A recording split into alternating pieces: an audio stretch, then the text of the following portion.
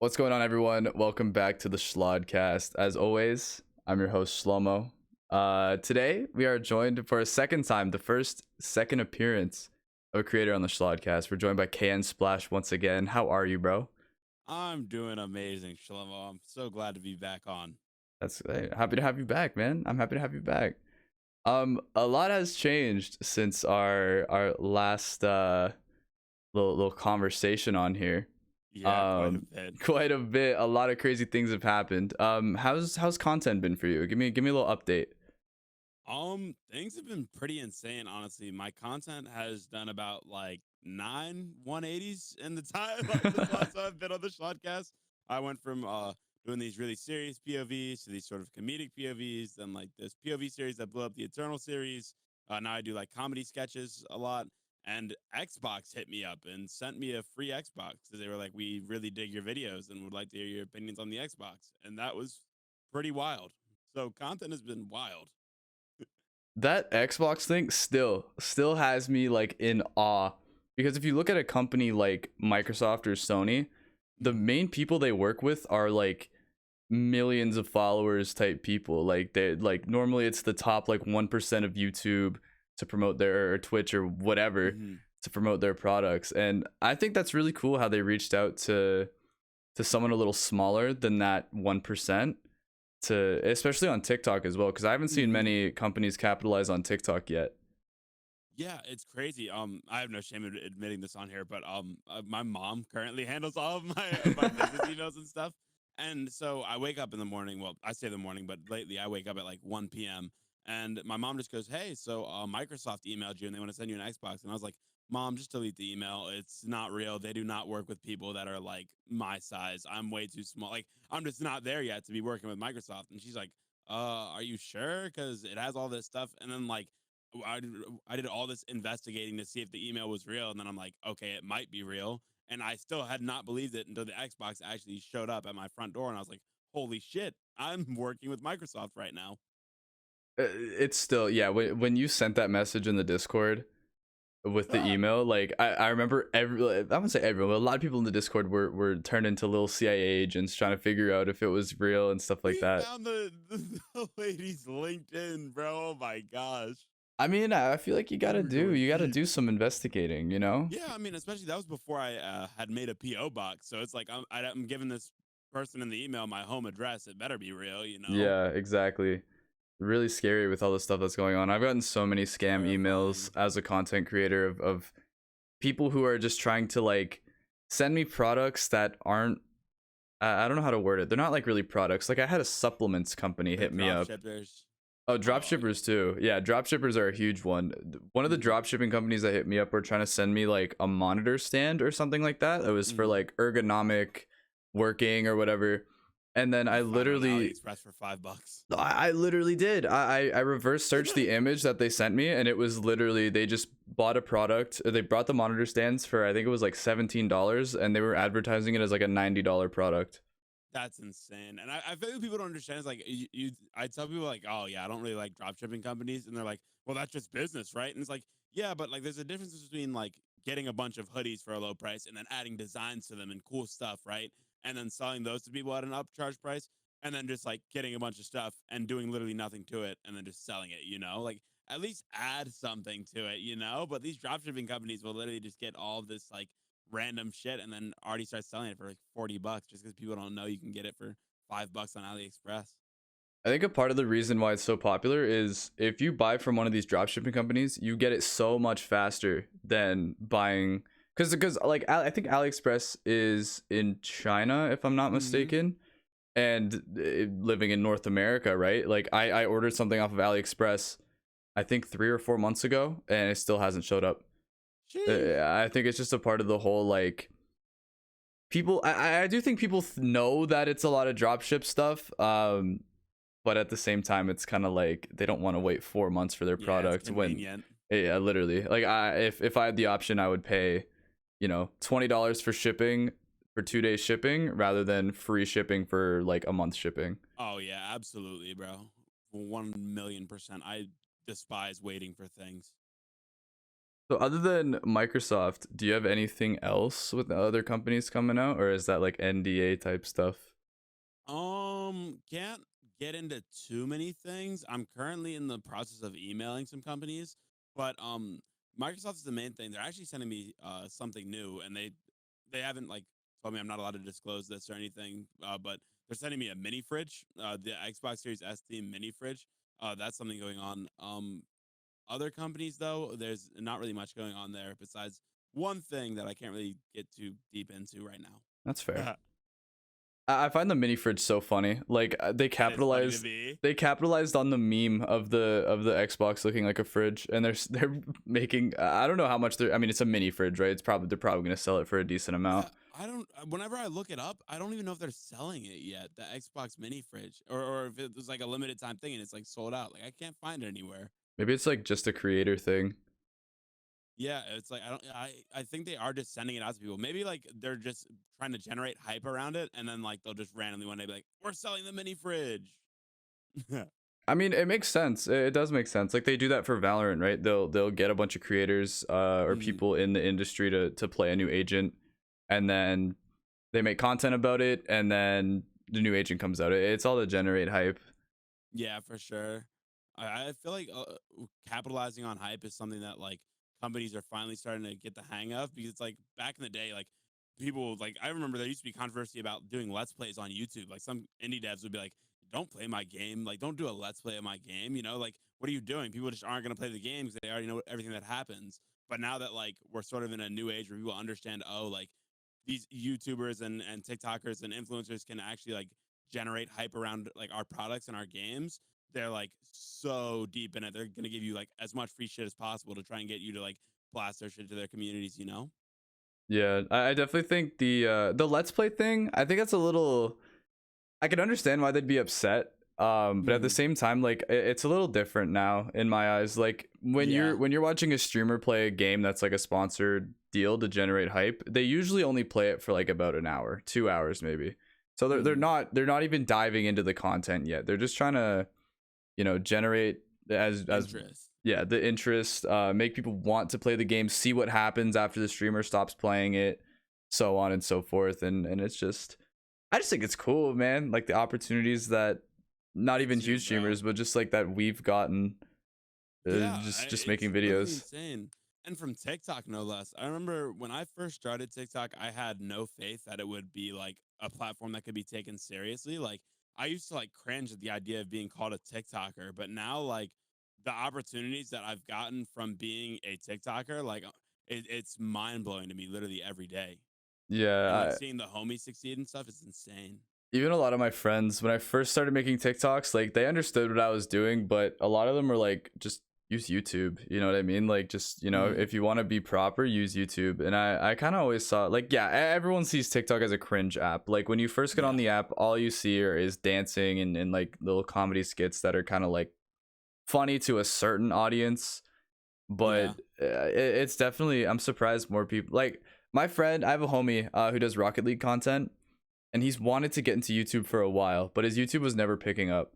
So I literally told him, I said, just post TikToks. Like literally, his second video on TikTok right now has, granted, he started like a week ago. His Hmm. second video on TikTok right now has about 400,000 views, and he's Jeez, gained man. almost 7,000 followers in a week, Yeah. And it's and like, he's pushing all that towards his YouTube. exactly. Like the opportunities you can generate from TikTok, like so many streamers and like small YouTubers are too proud to like look towards TikTok because they almost like turn their nose at it, you know? It's Yeah. sort of the same with like certain types of content, you know? Like a lot of people like will turn their nose at things that like are proven to work because they feel as though like it's not like the quote unquote right or proper way, you know? It's so weird to me. Like it literally makes no sense. But, you know, I guess some people just can't put their pride aside, you know? I think the biggest thing is, at least from some of the people I've talked to that just despise TikTok, is there are so dead set on hating this app that they can't use it now. Because if they start using it, they're contradicting everything they said. I mean, the way I see it, man, no matter how much you hate the app, if you want to grow on Twitch or YouTube, you're eventually going to use it. Might as well Yep. start now because, like, you're eventually gonna get to the point. It's like either you quit or you just swallow your pride and you download TikTok and you start making content. Like there's no other option really right now, because trying to grow like on YouTube, strictly through YouTube, is insanely difficult. Trying to grow It's on so Twitch hard. insanely through Twitch is impossible.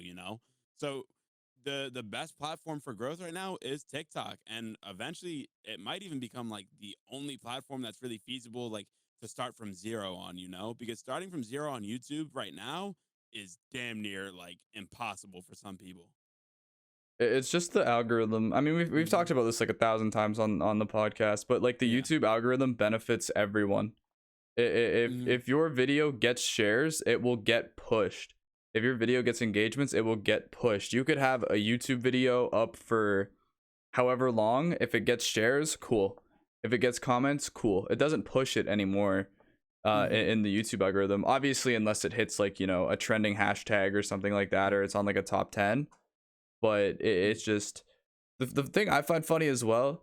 The people that can't swallow their pride about TikTok are the ones that send TikToks on Instagram when a meme page Oh, reposts that's it, funny to me, or they'll bro. retweet a tweet that is originally a TikTok.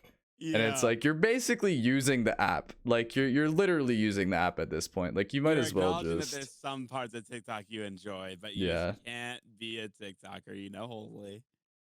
Yeah, TikTok is dude, I was actually thinking about it I made a tweet about it. I was kind of like came to a realization that I'm kind of glad I did swallow my pride Hmm. and just decided to start posting, because it's like I've met some amazing people. I've had some amazing opportunities from TikTok. Like if I didn't start TikTok, I wouldn't be working with Anbox right now.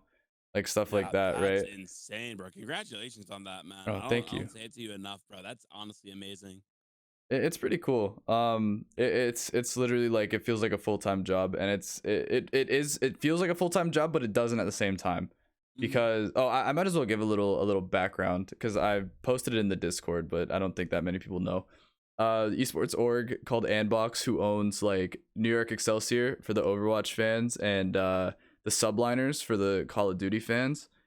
They hit me up, and I'm pretty much just doing content for their Valorant page, trying to generate hype around the Valorant team that they're making. Which they played in VCT, that tournament. They kind of got swept. But it's a new team. You know what I mean? They have some really good players. Some I can't really talk about. Hmm. But I feel like once they get the chemistry going, they'll be rocking.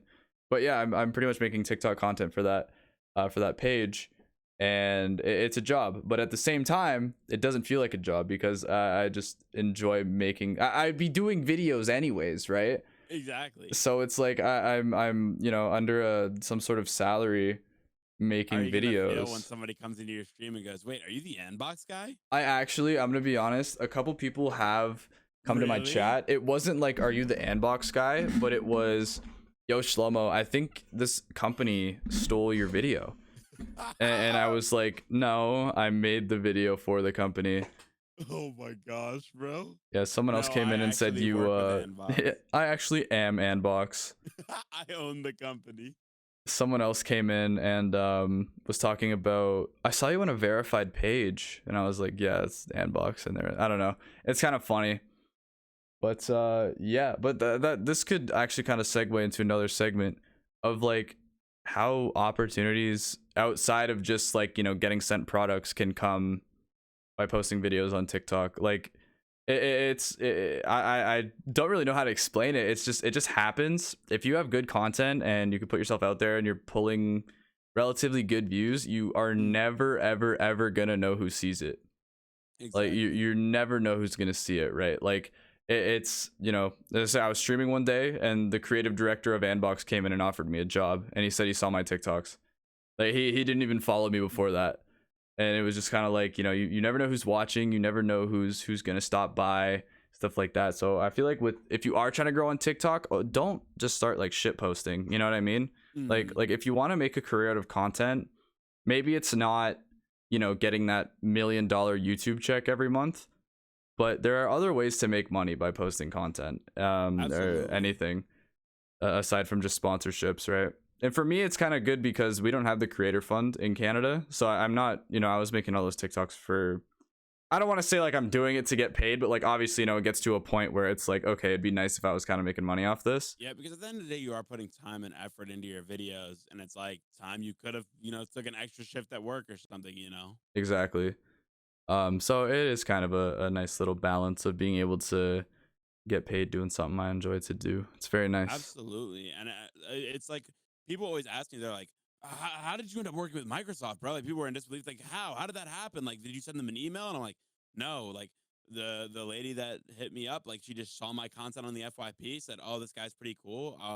Let's see if he's an Xbox fan." And then she just hit my business email. And that's another thing too. Like even like really big creators are like, "I'd never have a company email me," and it's like, well, you didn't put your business email in your link, did you? And it's like, that you kind of have to set yourself up to have opportunities come your way, because like when you start to realize like, okay, I'm getting like pretty decent views like every vid, like throw that business email in your link, because you never know, like even if you're like a small creator on TikTok, with only 5,000 followers. Like I've seen people with 5,000 followers get hit up by AMD, Yeah. for not or hit up by Asus is the company I was thinking of. Like hit up by Asus and sent like a free product, just because the Asus guy was like, "Oh, their content's pretty dope. I want to see, I want to build this relationship now, like to sort of preserve it for the future." Like so you never know whose FYP you're gonna be on. So that's also why you probably shouldn't make that video about girls not being in video games. If you want to get into that topic, holy. A lot of kids like will be like, "I want to be a full-time streamer, content creator." They'll send me a TikTok, and it'll just be them talking about how much like they hate women, and I'm like, "Bro, do you think anybody's gonna want to work with you if you make content like this?" That's one of the things that kind of blows me away. Not even just like business opportunities in regards to what you're posting, but people who talk about how they want to be content creators, like I want to do this full time, it's my dream, it's been my dream, and then they post stuff like that, Yeah, or like they'll blame why they can't. Like the big argument right now is like, oh, girls are running Twitch because there's 50,000 people watching this girl just stream in a bikini. It's like no, like obviously yes, sex sells, that's a marketing yeah, tactic. Like yes, obviously there are people in there because it's a girl in a bikini, but she is not the reason why you aren't getting followers on Twitch. You are the reason that you are not getting followers on exactly. Twitch. So the faster people realize that the world's not against them, and they're the problem, the faster that their content will get better and they will start growing. And it all comes back to that idea of swallowing your pride. I mean, I just had to do it a couple days ago. I realized my numbers on Twitch have been going down. My numbers on TikTok have been pretty decent, but numbers on Twitch have been going down. And so I sat there and I was like, well, I know what I have to do. Every time numbers go down, I do the same thing. And I watch one of my VODs and I ask myself, is this entertaining? Like, is this like worth watching? Is there, when I'm watching this, am I getting bored? Like, would I actually watch this stream? And to the answer to the question, sometimes it's no. Like, this was a bad stream. This just wasn't fun to watch. And so most people, I feel like, don't want to take the time to actually look at their own content and be like, well, is this worth watching? Is this worth consuming? And so they just want to blame anybody else but themselves. But at the end of the day, you are responsible for your own growth on Twitch, your own growth on TikTok, your own growth on YouTube, and nobody else at all has control over it. Period. It's all up to you to make something that's worth consuming. And it's always the people that post like not actual content. It's just, hey guys, going live on Twitch if you want to come hang out. Who are you? Well, Yeah. like why It's like the why SoundCloud rapper that goes, "You already know who it is" on their first track. I don't know who it is, I'm sorry. Who is it? Who is it?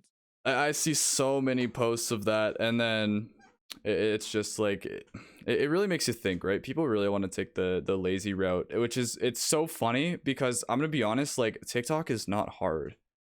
Mm-mm. It's really not a difficult platform to get a following on. If you have good ideas and execute those ideas in a comedic way, an entertaining way, an informational way, you will grow. It's literally destined. Like you will not just stay stagnant. Like it's the people who just post like a clip of them getting an ace in Valorant, and they're like, "Oh, this was so cool. Why did it not get views?" Because there's millions of people posting the exact same thing that you're posting. And Exactly. it gets to a point where as soon as I think me and Jones talked about this last time, as soon as you see it on your For You page, gone. Like I scroll instantly.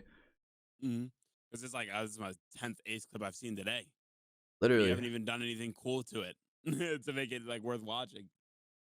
Yeah, it's getting to a point where it's, yeah, the laziness factor. People, this can go back to what we said before. People see how fast people are growing and want to do that, but they just don't want to put effort in, and Yeah, the that's the time, the thing that effort. kills them. And the thing is, like, even when it comes to coming up with an idea for a TikTok, I was explaining this to my homie. He has a YouTube channel. I think his YouTube content's dope. Uh, but I was like, yo, you should make TikToks. And he's like, I don't know what I would make for TikTok. And I was like, there's no way you have ideas for YouTube, but not for TikTok. Like when it comes to TikTok, you could take any like small piece of a YouTube video, cut it, edit it, make it like a nice TikTok format, like the funniest part of the video, like a little 30-second clip, post it to TikTok, and that'll get traction to your YouTube video. Or even with TikTok, I'll be 100% honest. Sometimes I recycle dead memes, like memes from forever ago. I just recycle into a video, and it'll blow up. Like these nuts is the same thing as Deanda, is the same thing as fucking Dragon. Like all of the fucking my balls are in your face jokes. Like people have been recycling that for years, and it does decent. I did a your mom joke and it blew up. Like, and it wasn't even a good your mom joke. The little kid in the video goes 12 inches deep in your mom. That video has like 1 million views. It's not like the idea itself has to be something insanely revolutionary, unique, and creative, because we're at a point with content where nothing is insanely revolutionary, unique, or creative. It's just the way you execute it that's going to be, creative, unique, revolutionary, whatever. Like it doesn't have to be the most mind blowing thing in the world. It's people make it a lot deeper than it really is. Nobody makes the most a unique thing ever. At least not from what I've seen. I haven't seen anything on TikTok that I'm like, I've never ever in my life seen this before. All ideas are tied to something else. Like Mm-hmm. I'll say 100%. Like a lot of the ideas that I have on TikTok, I will see somewhere else, and I'm like, how could I make this better? How can I make this for my niche? Like this is a funny video, like the PowerPoint series. Like I saw that and I was like, okay, it was a good video. This is funny. I know I can make this better, and I ended up making it better just by adding some sort of shock value content at the end. That video Mm-hmm. has like 1.2 million views right now, and I've been able Yeah. to turn it into a series. I've been able to post, I think, 3 videos since then, and they've all done extremely well. But like Mm-hmm. nothing on content or nothing on TikTok, sorry, is original to say the least. Oh yeah. The first time I was on TikTok, 99% of the content was recycled like Vines. It was literally just Vine 2.0, Yep. except just, more like Vine point 0.5, because some of the content was worse than the fucking Vines that I was watching back in the day.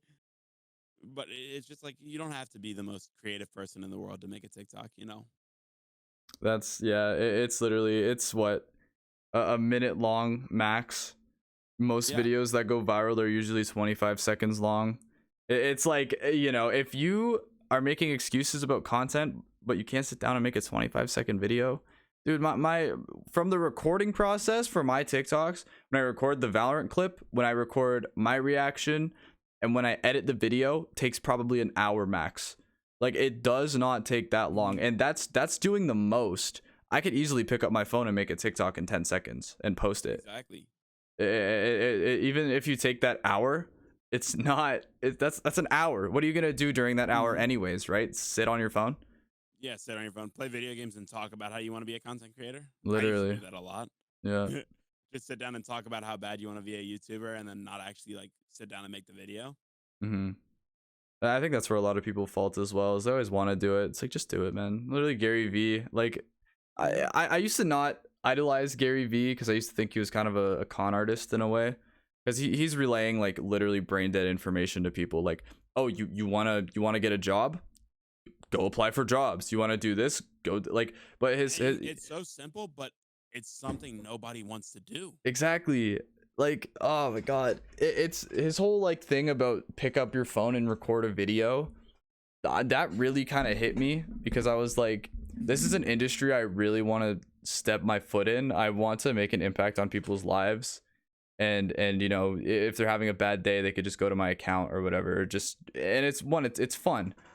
um and then I saw that, and I was, but I always told myself like all these excuses, like every single excuse in the book. And then I was like, yeah, just literally just record. Yeah, It's no. not hard. Gary Vee made a TikTok and he said, this was the funny thing to me because people make fun of Gary Vee all the time, but like you can't help but admit like the man is like definitely right when it comes to the social media shit. He just goes in the video, he goes, pick up your phone, look at the camera, and say some positive shit. Some dude stitched it and just said some positive shit, and the video went viral. The I video went remember like that. super viral. And it's like, I mean, literally, he was right. I mean, he was literally, he gave you the sauce. Man gave a man $1 million or a million view video right then and there, and all he had to say was 3 words. Exactly. And it's like, I feel like people get caught lost in the sauce of, is this video good before they post it? And my mentality now is, if I have an idea, I'm going to post it. Unless it's like some really, like, unless it's like such a low effort idea that I wouldn't be proud to post it. If it's an idea that I have, I'm like, oh, I could edit this, post it, see how it goes. Even if by the end of the editing process, I'm like, oh, this isn't even funny, I'll still post it because it's not my decision whether my content's good or not. It's the audience on TikTok's decision whether it's a good video or not. That's why I hate when people say stuff like, this isn't good content on somebody's video, because that's not your decision to make. The algorithm obviously loved the video. The people clearly had some reason to enjoy the video, and it got 1 million views.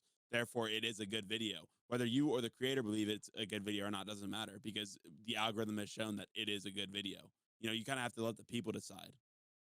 Yeah, Jordy actually put that in my head. I was watching one of his streams, and he was just talking about how he was kind of feeling pigeonholed with his content. And then I wrote in chat like, yeah, me too. This is when I was doing like the simp videos like every day. I was like, yeah, like I'm getting views, but I don't know if this is where I want to be with content. And he said, honestly, man, just experiment. Just literally try different content. If it works, it works. If it doesn't, it doesn't. Oh well, move on to the next video. Like my past 2 videos have gotten less than 10,000 views compared to my 6 videos before that, which all have like close to 200,000 views. Okay, those videos were bad. I realized where it went wrong, and I'm just not gonna post stuff like that anymore. Yeah. Just move on. My janky call out video has less than 200 likes and 1,000 views right now, and I posted it like 2 hours ago. But whatever. I mean, it's a video.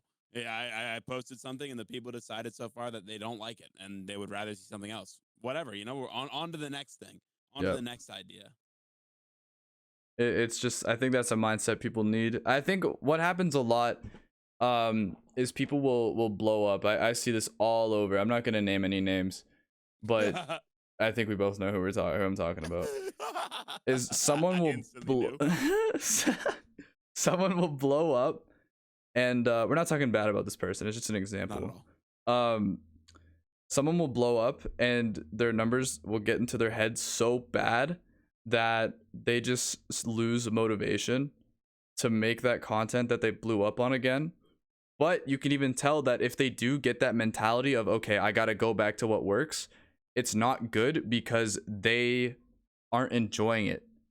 Yeah, it's like if I were to go back and doing the simp videos, I would hate it. The views would be down so bad compared to how they were before, because I'm just at a point where I'm so done with that series. Like I don't want to do it. I hate them. Like, yes, I have to be grateful for them because it helped blow up my count a lot, but at the same time, it's like it's just videos that I didn't want to make anymore. I feel you, man. That's how I felt with a lot of the different POV series I had, like especially the Eternal series. It was like draining my mental health some days posting those videos. Even if it got like 1 million views or over 1 million views, I would just hate the video, and I was like, I just have to stop making these vids because I'm just not enjoying it. Or I just post a video, and I'm like, whether something's gonna get views or not no longer matters. It's like whether something, well, obviously is effective and gets views, but also I have to be proud of the post. I have to be able to look at that video and be like, you know what? Like, I'm proud to have made that video. I'm glad I made that. But like, I just didn't have that with the Eternal videos, and I feel like if you get so lost in the sauce of the numbers, it starts to just drain you mentally. No matter what, you just put yourself between a rock and a hard place, because you either get the views and you absolutely hate what you're doing, you absolutely hate your content, or you don't get the views and you absolutely hate that you don't have views and numbers. So it's like, if you just don't care about numbers in the first place and only make content that you enjoy making, then you're having fun regardless. Yeah, it's so hard to not look at the numbers though. Like when my sim series first blew up, like I'm usually not the type of person to let the numbers get to me. I've had that mindset for a long time of, okay, if a video does bad, it does bad, like we said Everyone before. says that until they actually hit the numbers, though. Yeah, after I hit my first million view video, I was like, I found the sauce. Like, this is great. This is gonna blow up my account. And then literally 2 weeks later, I was like, I'm so absolutely just drained of making these videos. But I'm glad that I've found a point where, like, if I have an idea, I know, I shouldn't say I know because it sounds cocky, but I have the confidence in myself as a content creator where I could switch up my niche and have it still do well. Like, I went Mhm. from the simp videos, which did extremely well, to just a couple videos here and there trying to figure stuff out. Like, I did some Minecraft ones that did really well. I had some Call of Duty ones that did decent. And then, like, but still seeing those numbers come through, making videos that you usually wouldn't make, is just such a relief. Like, it's weight off your shoulders, because it's like, you're not pigeonholing yourself, and you know that you're capable of other things. Yeah. Like, that week, dude, has literally made it made, I think it was the Minecraft parkour ones I did. Um Mm.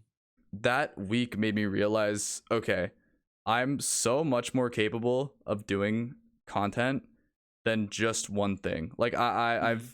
I don't know. It's just like, you really have to start to realize what your strengths are. It literally does not matter about what the video is, as long as you incorporate some sort of your own personality and something that will make the video either relatable or pop or something like that.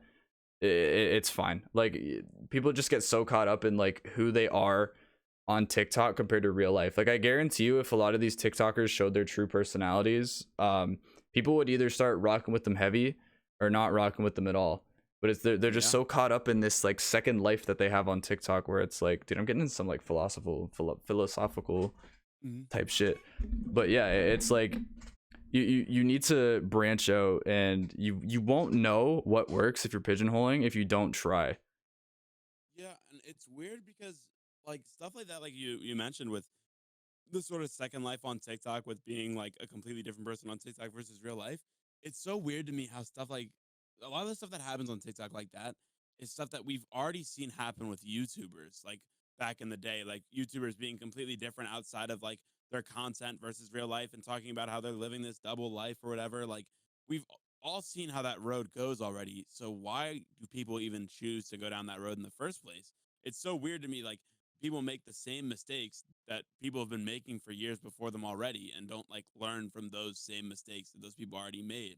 Like it makes no sense to me like at all. It's so weird. I think the biggest thing I've heard from a lot of people, and from a lot of bigger creators, is a lot of content creators develop some sort of imposter syndrome, Yeah. where they're not exactly sure, like, it's not even like that whole double life thing, but it's like they don't think they deserve what they have. So like, it just, I don't know, a lot of numbers get to their head. The Sometimes they get like, they go on a power trip because they have all these, followers or whatever. And Oh yeah. it's like the whole Call Me Carson thing. Like, the biggest reason why all his friends kind of like abandoned him was because of the whole, he was just developing a huge imposter syndrome. And Mm. that's mental health with content creation, is honestly like, people talk about it, people talk about mental health a lot, but it's genuinely something that I think people really need to consider. There's one And TikToker I follow. Sorry, I didn't mean to cut you off. oh no, no, no, it's The fine. idea just kind of came to my head.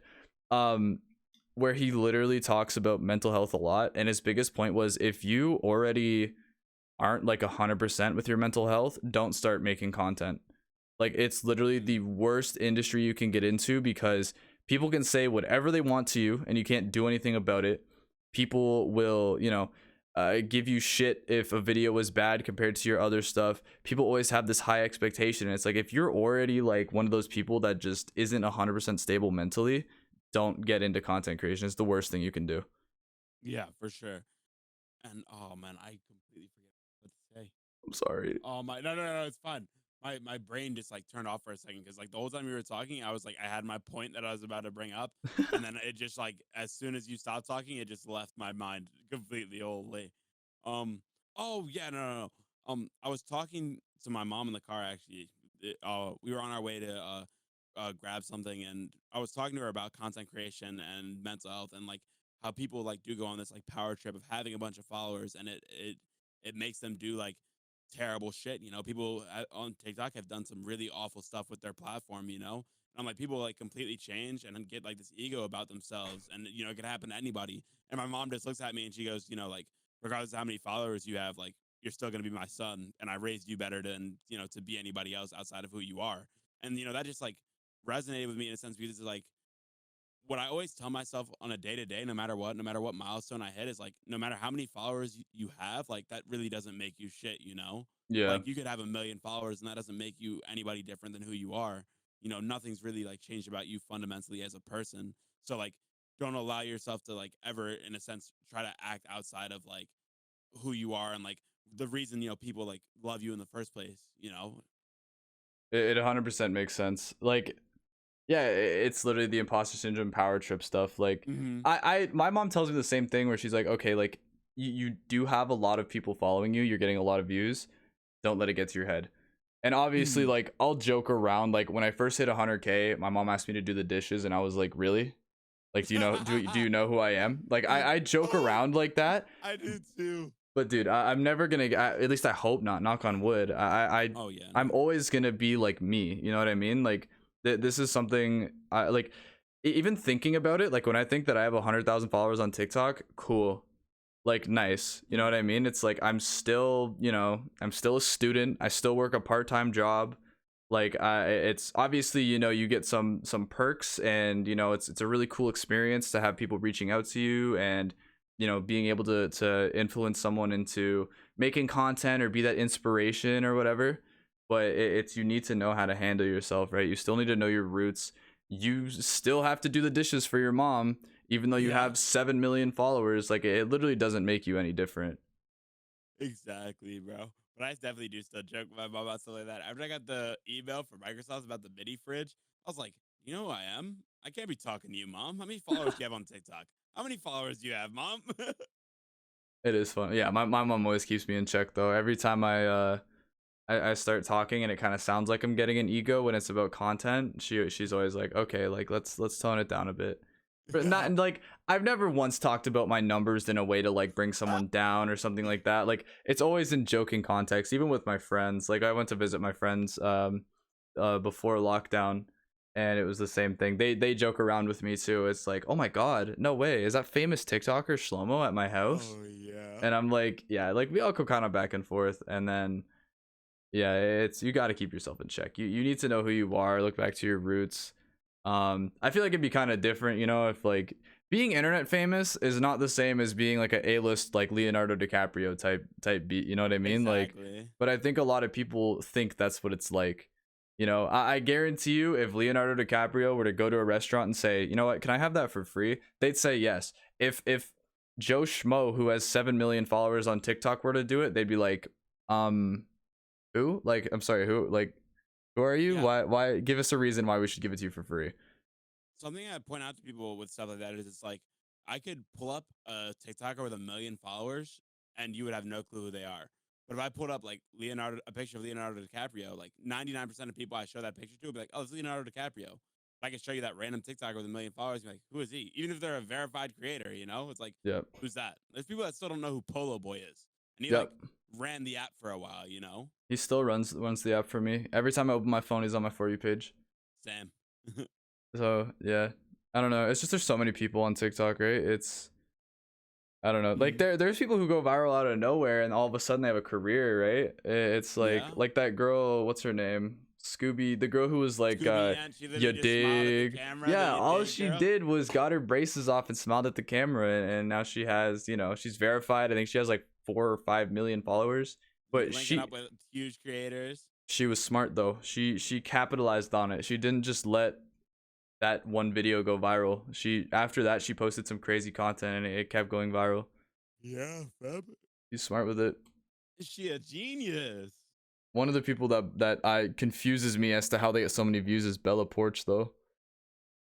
Her It makes no sense to me either, bro. She doesn't do any. She literally, like, if you guys don't know who Bella Porch is, she blew up by doing like some facial expressions to a song, and I don't think she's ever spoken in one of her videos. She just stands there and She's spoken does, twice.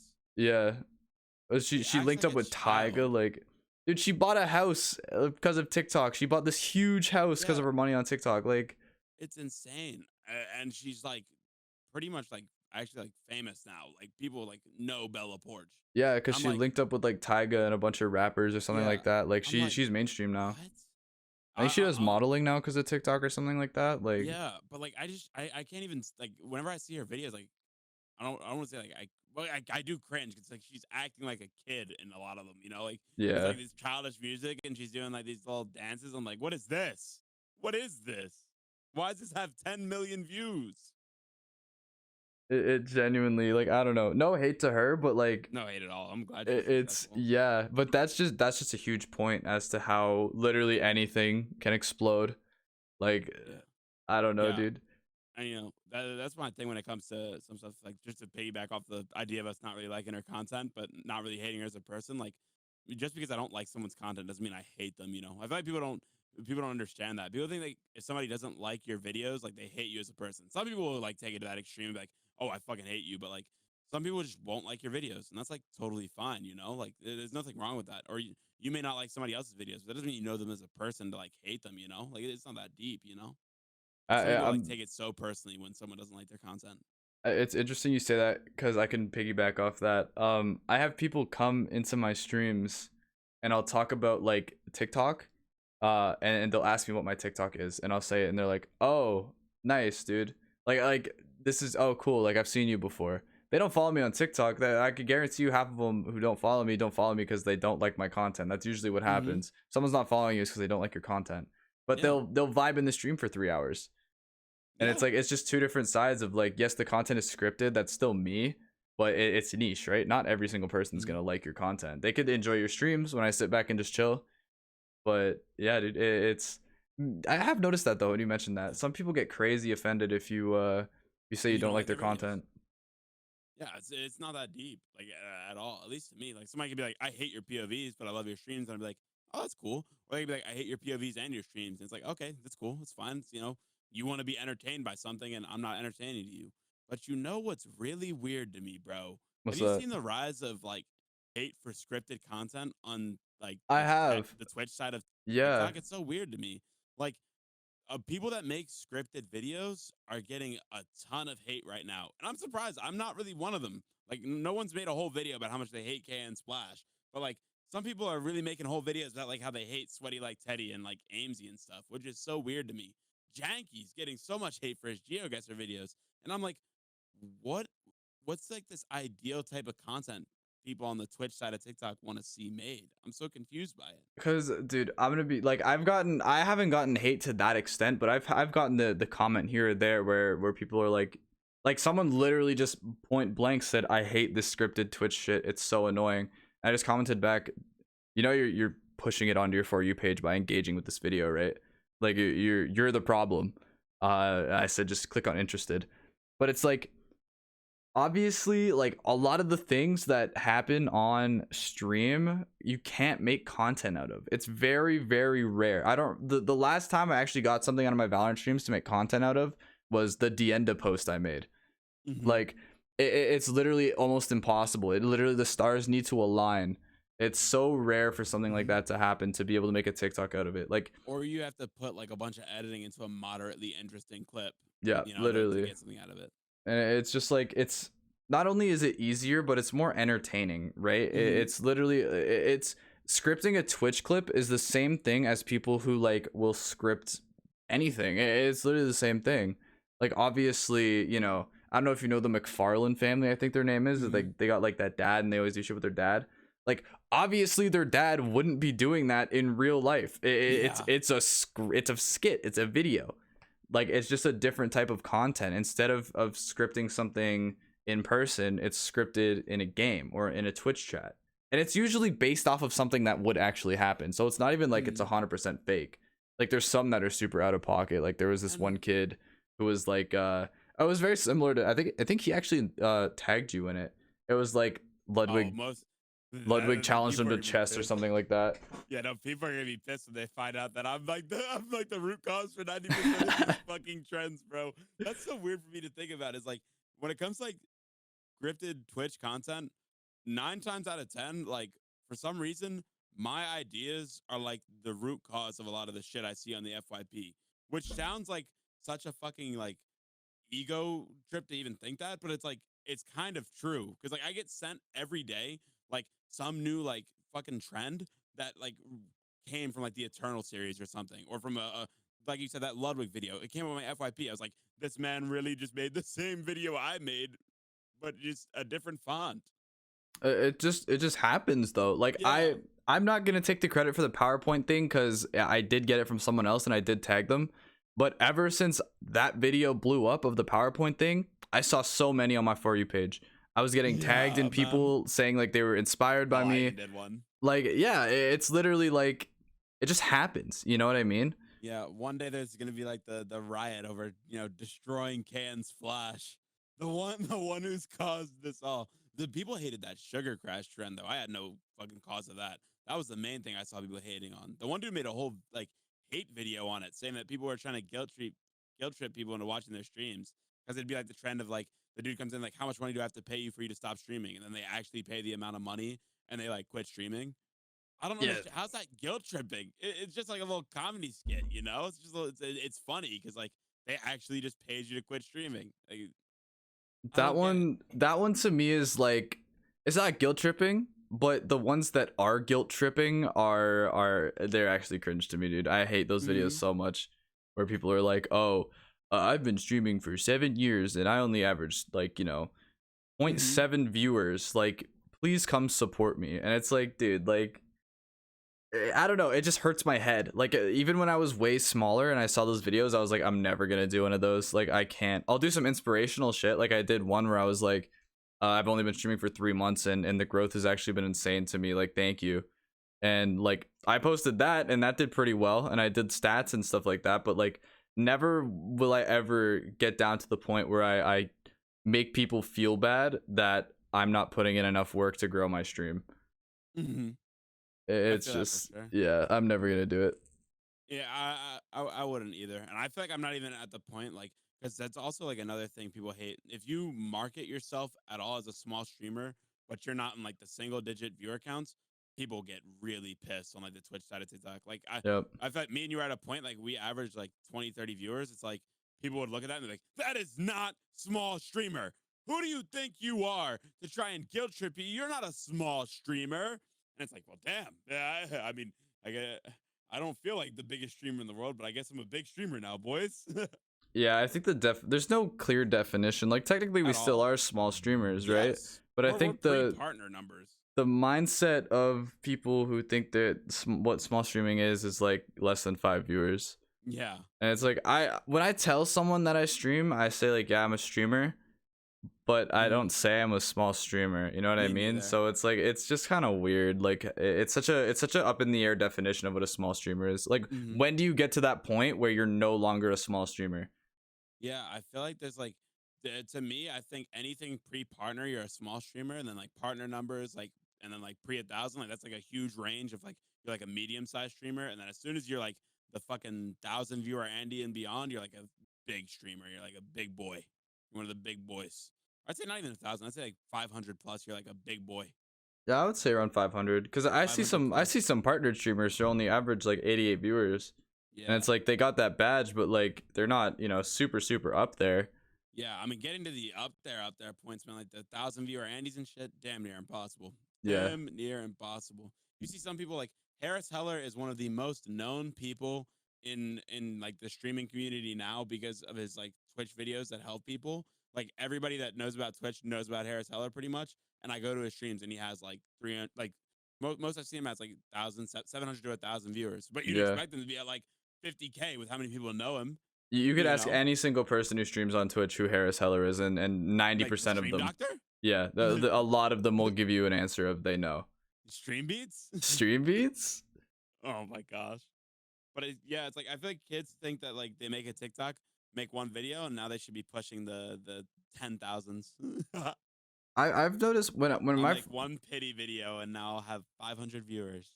dude, it's even not even that. It's just like I don't know. I feel like getting followers on Twitch is pretty easy, but it's getting the people to come back to watch. Like in my mind, follower count on Twitch means absolutely zero. Yeah, no, Like it means nothing. it means nothing. If you average 5 viewers but you have 10,000 followers, like what are those 10,000 followers doing? Yeah. So like for me, it's like I posted a little video like doing a little advertisement for my stream, and Mhm. stuff like that. Kind of explained what I do, stuff like that. The video did well that day. I think I went up like 300 followers, and my viewer count went up by like three off of those 30 followers that came in. Some of them even came in and gifted a bunch of subs or give me Mhm. some bits, and then I've never seen them since. That And happens so much more often than people think. Like somebody will come in, drop a Prime sub, never come back ever again. yeah, it's just weird. Like you need to be able to keep an audience. For me, the hardest thing right now is like what time I stream, because my audience is so separated, like EU and North America.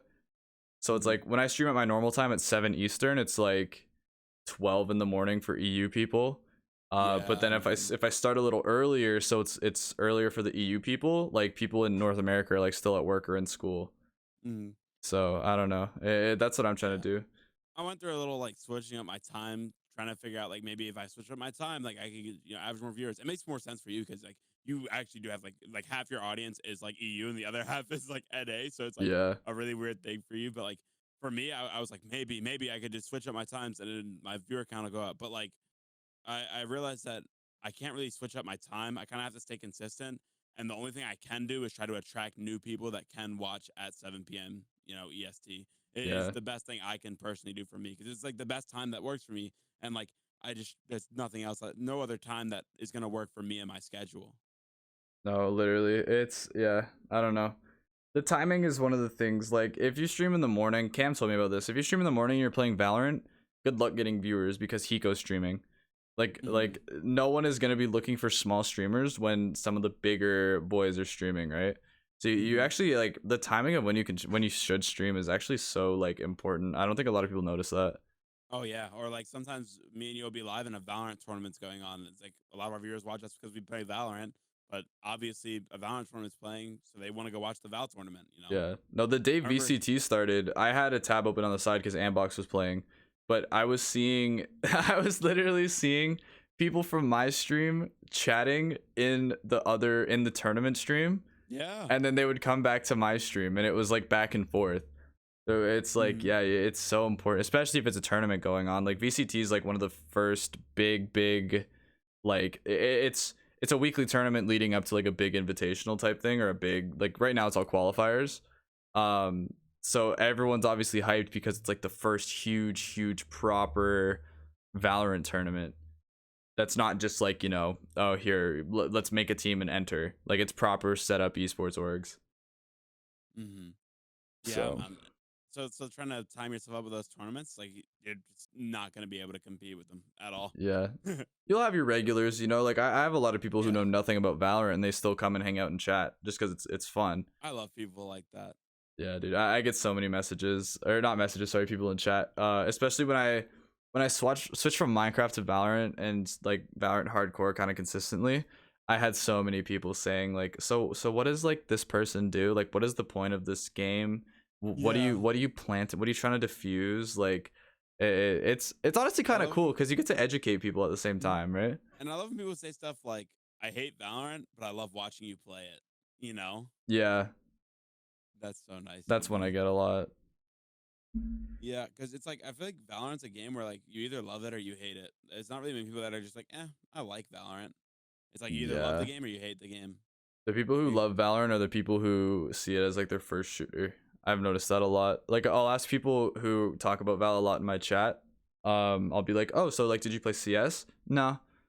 no, never touched it. Valorant's my first shooter. Oh, okay. Like there's so many people who literally like didn't even think about playing Counter-Strike and then a new colorful version of Counter-Strike comes out and everyone's like into Oh, it. pretty Counter Strike.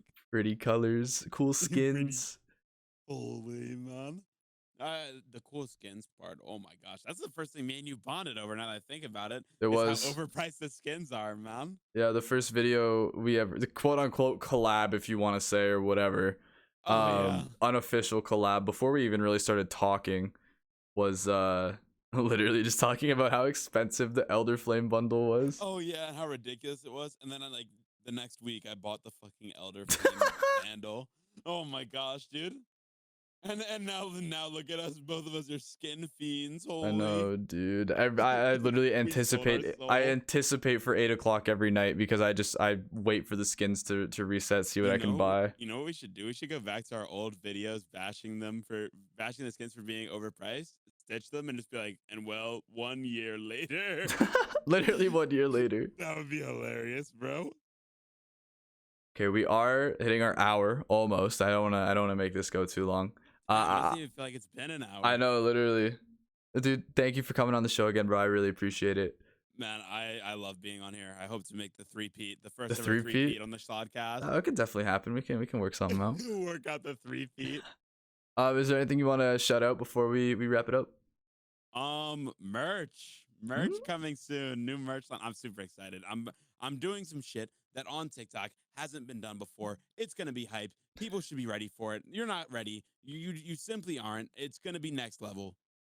And I'm yeah. excited. I'm anticipating so some Gucci level product. Oh yeah, man. I'm actually collabing with Gucci on the merch. No way. Not actually collabing on Gucci. Imagine. Somebody gets pissed that their Gucci belt doesn't come in with the box. Yeah, well, I'm gonna link all Splash's socials down below. My socials will be there as well. If you guys want to join the Discord, feel free, dude. We have a great community in the Discord. I'm gonna link it down below as well. Thank you guys for listening to this week's Shlodcast. Splash, thank you again for coming up, bro. I really appreciate it. You're welcome, homie. I love you. I Love love you. the Shlodcast. Yay! Okay, goodbye, everyone. Bye, guys.